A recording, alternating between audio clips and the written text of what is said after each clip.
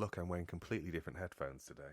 You got another pair of headphones? No, I didn't get another pair of headphones. What happened was that I had forgotten that I owned a very nice pair of Sennheisers. But they suddenly just turned up and Bob went, "Are these yours?" What do you mean they suddenly just turned up? I think what happened was I either gave or lent them to Bob, and Bob is really good at tidying up. And by tidying up, I mean hiding things in cupboards. But you must have talked to her about the headphone situation. I told her about the headphone situation, and she then, a couple of days later, presented them to me. And went, "I found these." So these aren't Lee cancelling. These aren't Lee. No. Lee cancelling headphones. These are fuck up cancelling headphones. And so, are you nervous? I hope. Are you nervous? I really am nervous. I've got Do Not Disturb on, and I've switched off Bluetooth on my everything. Yeah. So theoretically, everything should be fine. We need a little thing embedded in our shoulders, don't we? A little Bluetooth switch, which just switches them all off. Yeah, I mean, I would be all for that. Who was that Australian artist? What was that Australian artist's name? Oh, Stellark. Stellark. Stellark, who grew an ear on the back of his back of his arm, front of his arm. Oh, I don't remember. It didn't. The only thing is, it didn't work. It wasn't like you couldn't hello. You couldn't speak into it. like Maxwell Smart. Oh, that's a deep cut. Oh, so are you recording? Yeah, I'm recording. So am I. Well, at least you hope you are. Well, yeah, I was going to say the microphone is plugged in. So, how are you? I'm good. It's nice to hear your voice. Nice to see you briefly. It's nice to hear your voice now. Nice to hear and see you too. And I feel like a real podcaster because we had our first podcasting fuck up. Oh, you mean like it's not a party until someone breaks something? Well, yeah, I guess so. Having lost an entire week's conversation, episode. The conversation that never happened. It's strange, isn't it? Because I remember it being, I think it was our best ever. Oh, it was our best ever because we were both on form. You didn't interrupt once. I didn't have to take off any clothing, and you didn't talk about bums at all. Except that's not true, is it? It's not true. there was a lengthy diatribe.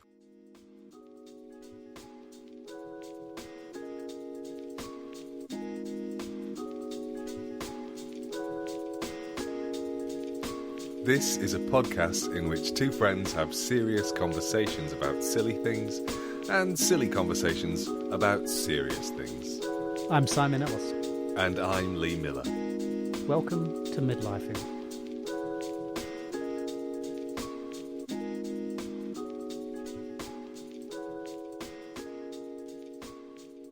Hey, I did say something last week. Do you mind if I do this? No, I'd love it. Because it was in response to the conversation we had based on a listener of ours, Mandy, who sent in this question about what would you say to your 18-year-old self. And the other day, another listener, whose name is Hamish McPherson, sent me a text, and his text basically said, "What if you just listened to your 18-year-old self?"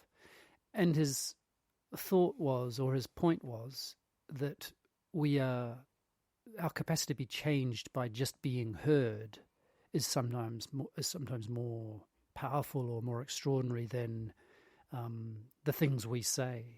And I just really love that, the idea of an 18-year-old who hasn't been listened to in a particular way, and their future self just listening carefully to them would be pretty great. So thanks, Hamish. It reminded me of, and I can't remember the source, but I'll put it in the show notes. It reminded me of this idea that the concept of being heard is so close to the feeling of being loved that for most people we're not able to distinguish between the two things. I just think that idea of being heard and being loved, sharing territory in our brain is just gorgeous. And also because I remember you talked about your academic father and Uncle Robin, and how that was in a sense that's something he did, he just heard you. Yeah. And it doesn't matter where you're from or how privileged you are or that just how powerful it is to be heard. And it is, in a way, a nice segue to that idea of privilege, because I think there is something, you're welcome, about that idea that privilege is the assumption that you will be heard. Oh, yeah. I don't think we have anything else to say about it. No, I don't think we have we? So thanks very much. It's been lovely listening. Big shout out to all our sponsors today. Really appreciate your money. And is there a time when you realised that you'd always been making that assumption? That I would be listened to. That's right. Or have you come from an entirely different, I'll say, world in which you never thought that? I don't think I did always think that I would be heard. But as I've gotten older, I've realised that there are things about the shape I am and the space that I fill in the world that just means I am listened to, I am heard. And you mean shape and space metaphorically? I actually think I mean shape literally and metaphorically. Right. So the fact that I am 6'2", the fact that I'm male. I love it when you say how tall you are. Oh, I'm 6'1 3/4", but I feel that rounding up is fine. I mean, actually, I feel confident enough that I could round down. I'm 6'1". I don't mind which way you round, but I think 6'1 3/4 requires a rounding up, just in terms of how rounding up works. Glad we're talking about size here. So because I'm 6'1 3/4, I fill up a certain amount of space. Yeah. So there's a physical dimension to being heard in that way. My voice does a particular kind of thing. So it's quite resonant. It's quite deep. Yes, and it's also quite loud. You were able to fill spaces clearly with even just with the volume of your voice. Absolutely. So I can always make myself heard. Yeah. But this is absolutely and avowedly an adult thing. It's not something that I assumed would happen. We've talked about the fact that I was little and fat. No. And also I was northern, which means that I had a much more nasal voice, so it sat in a different so it sat back here rather than in my it didn't resonate down from the chest. Can I ask, is there a chip? Do you have a chip on your shoulder as a northerner in this country? It's impossible not to. I didn't assume for a long time that my opinions would be valid compared to perhaps some of the people who sound more... more received pronunciation than I do. So I think that idea of being heard wasn't something that I assumed. And then I realised when I was talking at some point later on in my career that whenever I opened my mouth, everybody else shut up. And so that became a moment where it's like, oh, I'm going to have to now start to think about when I listen.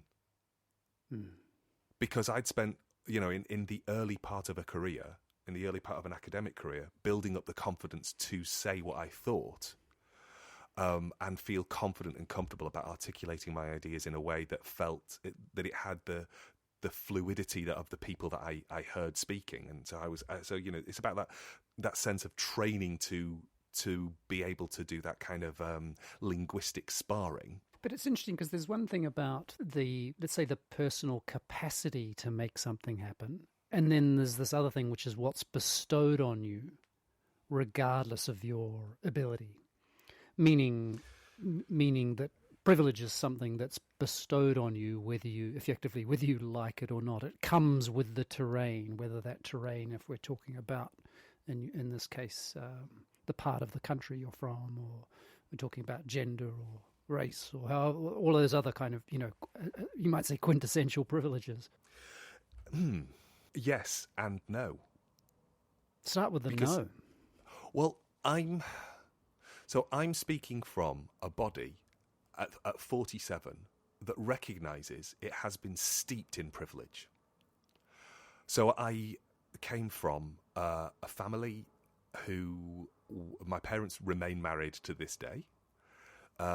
My parents supported decisions that I made and did everything they could to ensure that the decisions I made could be sort of brought to fruition, even though I've said in the past that they didn't necessarily have the resources to know how to do things, because they left school at 14. Sure. Mum worked in but they loved dad you. Was a butcher. Exactly that. They loved me. They supported me. Whatever decisions I made. So that's. Hang on, so the privilege there is that your parents cared for you. Yeah. Well, I just want to be sure that that's what you're saying. That you were loved, and that's a privilege. Yeah. even if it wasn't ever explicitly said, I could fall on my arse and I'd always be able to go back. Yeah. Yeah. So that's, clearly it's not like there was a safety net in, No. It's not like there were, I'm not talking here about being the heir to a biscuit fortune. It's not that. I just wanted to say that because I know that in our last episode we may have said, who would have thought we would ever use the phrase I think we should now, fortune? It should be something that we mention every episode, is that it should be a touchstone for us. A touchstone. But it's not like I was the heir to a biscuit fortune or, frankly, any kind of fortune. But still, there was a place you could go back. There was there was a safety net in the sense there was a safety net. Yeah. And so that I think that idea of being loved is a privilege, because I'm coming to realise. God, it's a low bar. I mean, it's a high bar and a low bar, if you understand what I mean. I do, but there's a lot of people who don't have that. I know. There's that. There's the fact that I'm white. There's the fact that I'm male. There's the fact there's all sorts of things that mean that I can see where I am right now, that clearly I am hugely privileged. I guess I'm trying to hint at the invisibility of it, or the lack of awareness. That part of the idea of privilege is that the way it functions is through its invisibility. We don't know that we are like this, that this has been, as I say, bestowed on me, and therefore I behave in this way without any recognition that it's this event is unfolding the way it is because of all these various things, these various privileges. Yeah. Or at least in part because of. And I think the issue is it remains invisible for lots of people, that they don't interrogate their own privilege. It's just, I guess I'm thinking that, I was, well into my middle age really before I realised that I assumed I was being listened to. And the funny thing about it, and I'm thinking about even in situations when you would expect me to be listened to, like being a teacher, I thought it was because of what I was saying. I just want to say that, that I thought it was because what I had to say was worth being heard, which is, I would say, a quintessential example of the performance of privilege, or the expression, I should say, is a better word, of privilege. That is, I don't even recognize that it might have nothing to do with what it is that I'm saying. How do we delineate, how do we separate in this case, the things I was saying from the assumptions I've made about being heard? Or is there any value in attempting to pry those things apart? I don't know how or if it's possible to prise them apart or untangle them for us, for two white middle-aged men, two educated white middle-aged men. I think there is a value for us in that, recognizing that if we don't spend some time thinking, is this me that's being listened to, or is this my ideas that are being listened to? And I know somebody now can say those are not two separate things. I get that. I totally get that. But when I say the me that's being listened to, is it me as a white 6'1 3/4" man being listened to, or is it me as somebody who's spent quite a lot of time reading and researching and studying and trying to get better at something that's being listened to? Which version of that? Anyway, we should cut to a sponsor at this very point, shouldn't we? Yeah. Have you used DuckDuckGo as a search engine? No, because I'm planting trees with, I can't remember the name. I want to say you right. Ecosia. Yeah. Okay. Yeah. But I think if we don't ask those questions, we're just going to, I'm going to phrase this as a question now. Are we not simply going to reiterate levels of privilege because we've not caught ourselves? I have a feeling that because the temperature of the conversations about privilege have skyrocketed, that it used to be the idea of checking your privilege, right? Mm-hmm. And I haven't heard that term in quite some time. But I still think that concept of attempting or working to become aware of how it is that you have risen in the world is a worthwhile endeavor. It's a worthwhile test of your own imagination, of your own life, of your own significance. I also think the flip side of that is it's also an incredibly middle-class thing to do. I find that curious, and maybe maybe that's not accurate. I mean, I'm happy to be. Last week you referenced. You mean in the cancelled episode or in the real episode? In Not the cancelled. In the episode I didn't record and you did record that we can't put out. But you which said I, something. just for the record, wanted to publish just as me speaking without you fucking interrupting. Except I call it the Simon episode. A good third of it would have you be going, oh, no, I'm sorry. What? No, you finish with what you're saying.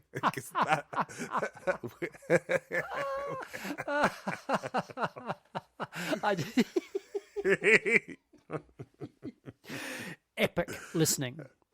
So, you unmissable listening. Unmissable. What? But you said something, you talked about reading Poverty Safari. I did. Gavin, I think it's Gavin McGarvey. Say something about the book now, because it's basically a story of him overcoming extraordinary addictions and I just want to say life stuff. His own addictions, the addiction of his mother, who was an alcoholic. And, in fact, it's not. I don't want to say it's a story of him overcoming that, but it's a story of him assessing how that world marked him in many extraordinary and terrible and powerful ways. It's incredible because even though he describes himself as a lefty, you can feel the thickness of his frustration with both the left and the right when it comes to dealing with poverty. Anyway, I think maybe that's enough. He does a TEDx talk in which he talks about having to let go of anger. In a sense, whilst what he is not doing is checking his privilege, because he's avowedly not speaking about privilege, he is talking about the work that he had to do to get out of his own way. Oh, yeah. Oh, and personal responsibility. Absolutely. Which means effectively the things that his environment was setting him up to fail, and he was constantly blaming others. This is part of his story, is about this constant kind of pushing what was going on in his life onto other people. It's their fault. It's the culture's fault. It's the city council's fault. It's his mother's fault. And so basically a realization that he had to take some responsibility, and this line between the responsibility of a governmental system and personal responsibility. So when you say that the idea of checking privilege is an overwhelmingly middle class action, I think maybe the idea of checking privilege is, but I think checking in with yourself and taking ownership isn't. Yeah, I'm with you. Because I think he speaks with such eloquence and such humility and power. Such an inspiring book. I think there's absolutely something that's analogous happening there. So I kind of want to say, I don't feel comfortable saying this is a middle class pursuit when there are lots of people who are stepping into a conversation with themselves about what their responsibility in the world is. And essentially checking your privilege is only that, isn't it? Yeah, I like that. I like what you're saying, Lee. I do. It's really curious because one of the things that, we just get a bit stuck on Locke briefly, but that he talks about, I can't remember the words precisely, but it's like lefty do-gooders. And he talks about the way they would come into this incredibly impoverished community in Glasgow and never really listened to the people in the community. And it clearly is at the heart of this conversation, which is that when I'm talking and making assumptions about my power, right, my status and my capacity to change things, even in the smaller sense, to change the feeling in a room, for example, that when I'm doing that, I'm not listening. That is an expression of privilege, which is profoundly important to, for want of a better word, check. Yeah. Especially, you and I know this experience very well when you're working with students. It's very easy for students to fall under your spell. And it is, isn't it? Oh, absolutely. Then you get that teaching that's the cult of personality. Oh, and it's, any kind of leadership is a cult of personality. And it touches on the feedback episode, really. But the work I think the work we all should be doing is listening to the stories of others better than we are currently listening to the stories of others. The way that you talk and the way that we have a conversation with each other, you are always always the first to go, oh, yeah, I see it like, oh, yeah, I hadn't thought of it like that. You will cede ground in a way that is much more generous than I will as a conversator. I know, I know the word is... Are you about to dish me out a shit sandwich? No, I'm giving you a compliment. No, that was the first part. No, I know, there's no shit in the sandwich. No, first of all, I want to say, I know the word is conversationalist, not conversator. But I love it. Conversator. I like conversator, yeah. No, so you are always much more generous in ceding territory than I am.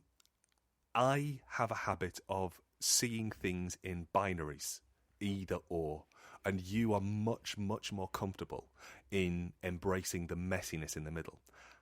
In weird contrast, I think it might be because I am going to do my Derrida tick now. I think it might be it must because be hard on your neck, that tick, eh?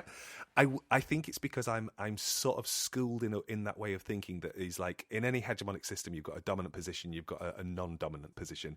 And in order for us to move into kind of a truly undecidable territory, that kind of messy, confusing, always open to negotiation and complexity that you're talking about, in order to get there, there has to be that flip in the first instance where the dominant position is unseated for a little while. And I think I'm not convinced that at a societal level we've got to the messy, complex place, because there are still too many people holding on to their privilege. So I'm tending to put things, I think, when I see more black them and in the white world, in order to make more them black clearer. and white. Yeah, exactly. Go, this looks like gendered behaviour, and we can go, oh yeah, but that guy's not being gendered. It's like, yeah, but it's still a guy who's doing it, so fuck him, he is. Yeah, and I'm really happy, to be honest, in the short term to hit everybody with the shitty end of the stick for a little while in order to try and get somewhere messy. And I know that you're going to say, yeah, but what we do is we close down conversation when we have that happening. And you are right. Yeah, that's so interesting. The two things come to mind. One is the year before last, I was, I think, accused. I think that would be the right word. I certainly heard it as an accusation that to express uncertainty is in itself a mark of privilege. And then I want to shake my head in that kind of way and go, where the fuck does that conversation lead? Like, that is closing down. That is a closing down of any kind of possibility for complexity. And the other thing is, which is I think what you hinted at when you responded as if you were me in the way you just did, which I really like, given how often we, when we're deciding on titles for particular episodes, I give you a list of possible titles, and I think he's going to choose this one, and we're yet to choose the same title. But which is, I think, that position of, I actually really understand the idea of, let's make it a little more black and white, so that there's value in saying that's happened because of a particular way of being in the world. I understand the argument. The concern I have is that I actually think this is going to be the worst possible thing to say in public, right? But I think it marginalizes particular men. It actually amps up the... disagreement's just not a strong enough word. I'm trying to think. Maybe the implicit violence of the situation. I think it amplifies it in a way which worries me. I hear. I don't feel that. I'm not saying. No. I hear what you're saying completely, and I understand. I just think that rather than saying it marginalizes a particular type of man, maybe that's the wrong word. I think the way I would encourage you to frame it is, it amplifies the anxieties and the anger and the fury of a particular type of man, which then shuts down conversations, because then it starts to go to somewhere that is more violent, and it becomes more... Or they're not feeling like they're heard. And who likes to feel like they're not being heard? Yeah, except just fuck off. Oh, come on. No, I know. But this is the same, and this is why you are fundamentally a better person than me. No. Because listen, Because I don't want to hear the voice of any twat who's going to pick up a knife and carve Trump into the back of a fucking manatee. Yeah? That person shouldn't be allowed to have an opinion. Put them in a box and send them out to sea. I know that that's entirely wrong. Because it's also ironic as well, isn't it? So I know that I am absolutely part of the problem when I'm allowed to give myself... If I give myself the space to say that kind of rhetoric. But what I struggle to get past is your generosity in that moment of saying to somebody... Yeah. I understand the frustration because they feel like they aren't heard. And I want to go, I want to be able to say, I understand that they feel like they can't be heard, but they have been heard. Let's not confuse feelings with facts. They have been heard throughout history. Yeah, but people who look like that have been heard, have been valued. It's not about people who look like that for me. That is the brutality of identity markers. They're reductive. They don't, because that's why Poverty Safari is such a fantastic book, because it's just one person who's been on he's been on the receiving end of not being heard his entire life. But look at the work he has done. Look at the thinking that he's gone through. Look at the way he's engaged and look at how he's articulated himself. What he has not done is simply signed up to Jordan Peterson's rhetoric. He's not simply signed up to the card-carrying incels where he should be given a woman because that's fair and that's what he's owed. And that's what I mean when I say those people But that. He's also not saying those people. No, I know he's not, because he's better than I am. I'm not occupying a position I'm not occupying a position of You're awesome. I can't even get my words out. Awesomeness. Here. A position of awesomeness. I'm not. I know I am less than. I know that I am. I know that. I get that. And I. No, I'm not. I'm not accused. I'm not. No, these are your words. I'm not. I'm not accusing. I know you're not accusing me of anything. I'm getting mad with myself. I'm not getting mad with you, Simon. I am frustrated because I know he's doing a better job, but I just get so anxious. To go back to that idea of the violence, I get anxious about the level of violence that's meted out to women, that's meted out to trans populations, that's meted out, all of that thing. And it's coming from people who... They're people who look like us, Lee. I know. And I think perhaps I'm talking here about my deep shame.